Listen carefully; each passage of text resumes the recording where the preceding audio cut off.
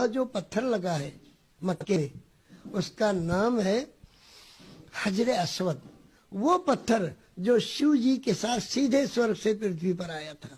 شیو پاروتی کا ایک ہی جوڑا آیا نا سنسار میں, اور سب سے پہلا گھر وہاں بنا, اور اسی میں وہ پتھر لگا ہوا ہے جس کو ہمارے ہندو بھائی کیا کہہ رہے ہیں کہ وہ شیو جی کا پرتیک ہے. وہ شیو لنگ نہیں ہے, لنگ تو ہوا باڈی کا ایک حصہ, وہ ہے شیو لنگ. وہ پرکٹ چناؤ چن جو شیو جی کے ساتھ سیدھے سورگ سے پرتھوی پر آیا, وہ اس میں لگا ہے. اس کو چومتے بھی ہیں, اس کے درشن بھی کرتے ہیں, مگر وہاں لڑائی جھگڑا کچھ نہیں ہوتا. بالکل بھائی جس کی باری آئے وہ چوم لو. پوری پوری رات پورے دن پوری دنیا کے لوگ جاتے رہے تو وہ چومتے ہیں. Husain Rathore, Kanpur, U P, India. Sir میرا کوشچن یہ ہے کہ کعبے میں شیو لنگ کی حقیقت بتا دیجئے. کعبے میں شیو لنگ کی کیا حقیقت ہے؟ جب ہم بات کرتے ہیں تو مسلمانوں کو برا لگتا ہے. برا لگنے کی بات نہ جانے کیسے ہے یہ. اب ہماری ہی اسلامی کتابوں میں لکھا ہوا ہے کہ جب مکہ فتح ہوا تو وہاں پر 360 بت تھے. ہماری کتابوں میں لکھا ہے یہ. ہم نے تو یہ بات پڑھ کے آنکھیں ہماری جو ہے جواب دے گئیں, سن کے کان پک گئے. ہماری سمجھ میں تو کئی دفعہ آیا کہ فتح مکہ سے پہلے خانہ کعبہ میں اگر 360 بت تھے تو بت کہاں ہوتے ہیں؟ تو پھر مندر ہوا کرتا تھا نا, یا نہیں؟ ہمارا مسئلہ یہی ہے, ہم سچی بات بولتے ہیں. جب ہماری سچی بات مسلمانوں کے فیور میں نہیں جاتی تو وہ کہتے ہیں یہ اسلام کا دشمن ہے. اور جب ہم سچی بات ہندوؤں کو کہتے ہیں تو وہ کہتے ہیں کہ یہ ہم میں لڑانے کے لیے آیا ہے. ابے ہم تو سچ بول رہے ہیں. اگر وہ کعبہ ہمیشہ سے کعبہ ہی تھا تو 360 بت کہاں سے آئے؟ اب رہ گئی بات کہ شیو لنگ کہاں سے آیا. تو میرے بھائی شیو لنگ جو ہے شنکر بھگوان اپنے ساتھ سورگ سے لائے تھے. اب میں اسلامی زبان بولوں, آدم علیہ السلام حجر اسود اپنے ساتھ جنت سے لائے تھے. بات تو ایک ہی ہے. شیو لنگ, شیو کا مطلب ہوتا ہے شنکر بھگوان جس کو ہم کہتے ہیں آدم, اور لنگ کا مطلب ہوتا ہے پتھر. تو آدم علیہ السلام جو پتھر لائے, شیو لنگ کا یہ مطلب ہے. اب شیو لنگ کی بات آئی ہے تو میں ایک اور آپ کو دلچسپ بات بتاتا ہوں. دیکھو جی, اصل شیو لنگ تو کعبے میں لگا ہے. اس کی نقل کے اوپر بھی بہت سارے مندروں میں شیو لنگ لوگوں نے لگائے ہوئے ہیں. اسی طرح کا ایک شیو لنگ جو ہے وہ پاکستان میں سندھ میں ایک جگہ ہے عمر کوٹ. عمر کوٹ پاکستان میں ایک مندر ہے وہاں, تو وہاں بھی ایک شیو لنگ لگا. 360 وہاں پر انہوں نے مجسمے بنائے. 360 ہی کیوں بنائے میں مسلمانوں سے پوچھتا ہوں, 360 ہی کیوں بنائے؟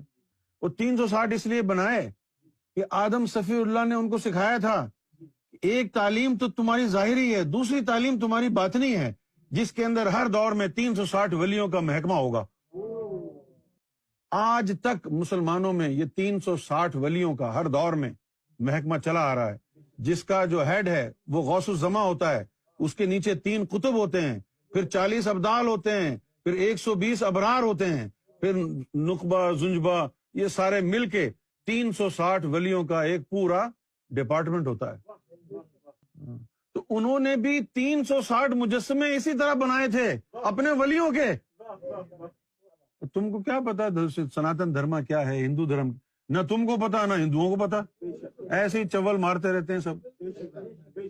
ہندوؤں کو بھی کدھر پتا ہے وہ 360 بت کیوں تھے, تو تمہارے مسلمانوں میں 360 ولی کیوں ہوتے ہیں ہر دور میں؟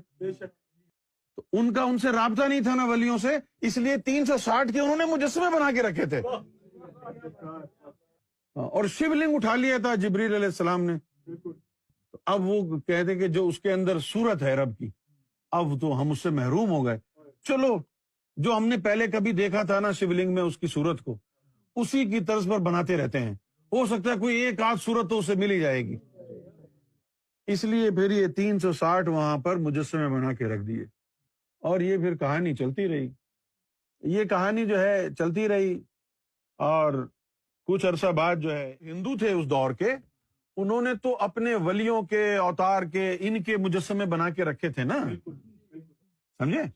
یہ جو آ گئے نا شر پسند, کچھ یہودیوں میں سے کچھ عیسائیوں میں سے, انہوں نے اپنے ماں باپ داداؤں کے مجسمے بنا کر رکھنا شروع کر دیے، اور اپنے ماں باپ، کسی کا دادا، کسی کا پڑدادا، اس کا مجسمہ بنایا ہوا ہے، اس کو پوجنا شروع کر دیا۔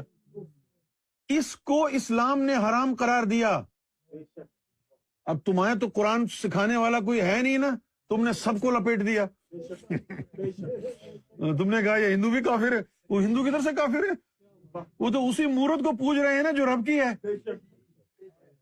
وہ جو بعد میں یہودی آئے شر پسند، سارے یہودی نہیں، کچھ جنہوں نے اپنی تعلیمات میں گڑبڑ کر دی تھی، جن عیسائیوں نے اپنی تعلیمات میں گڑبڑ کر دی تھی، انہوں نے اپنے رشتہ داروں کے، اپنے ماں باپ کے، اپنے دادا کے، کسی نے اپنے ماما کے، چچا کے بت بنا کے رکھ دیے وہاں پہ، اور پھر جناب وہ آتے اور اپنا شجرہ نسب بیان کرتے، اے فلاں ابن فلاں، اے فلاں ابن فلاں، تیری یہ شان ہے، تیری وہ شان ہے، تو ایسا تھا، تو ویسا تھا۔ یہ جو ہے پوجا پاٹ ہونے لگی رشتہ داروں کی، رب کا تو نام ہی نہیں تھا۔ اور پھر اللہ تعالیٰ نے قرآن میں جب آیت نازل کی، صحابہ کرام کو کہا کہ جب تم حج پہ جاؤ تو اتنی شدت سے اللہ کا ذکر کیا کرو جس طرح تم یہاں اپنے آبا و اجداد کا کرتے تھے۔ فاذکروا اللہ کا ذکرکم آباؤکم او اشد ذکرا، یہ ان کا وتیرہ بن گیا تھا۔ اب ہندو کے بارے میں تمہیں جو ہے مس انڈرسٹینڈنگ ہو گئی کہ یہ سالا کافر ہے، تو تمہیں تاریخ کا تو پتہ ہی نہیں ہے، اور نہ تاریخ میں یہ لکھا ہے۔ یا تو کسی کے سینے میں شیولنگ ہو، وہ جھانک کے دیکھے بتائے کیا ہوا ہے، تب تو پتہ چلے۔ تو بت کی پوجا کرنا حرام کیوں کہا اسلام نے؟ کہ اس کی پوجا کی جا رہی ہے، اس بت کی جو رب کا نہیں ہے، جو تم نے اپنے ماتا پتا کو بنا کے بٹھا دیا ہے وہاں پر۔ ہاں، اپنے پیرنٹس، اپنے گرینڈ پیرنٹس، ان کے بت بنا کے بٹھا دیے ہیں۔ ان کے بارے میں کہا کہ یہ تمہیں کیا دیں گے، اور جو اس کی اپنی مورت تھی اس کے بارے میں تو اس نے کچھ نہیں کہا۔ مکہ مکیشور مہادیو کا مندر تھا۔ حضرت محمد صلی اللہ تعالی علیہ وسلم معاذ اللہ اس مہادیو کی پوجا کرتے تھے۔ حجر اسود ہندوؤں کا شیولنگ ہے، جس کو مسلمان حج کے موقع پر اس کو پوجتے ہیں، چومتے ہیں، ہاتھ لگا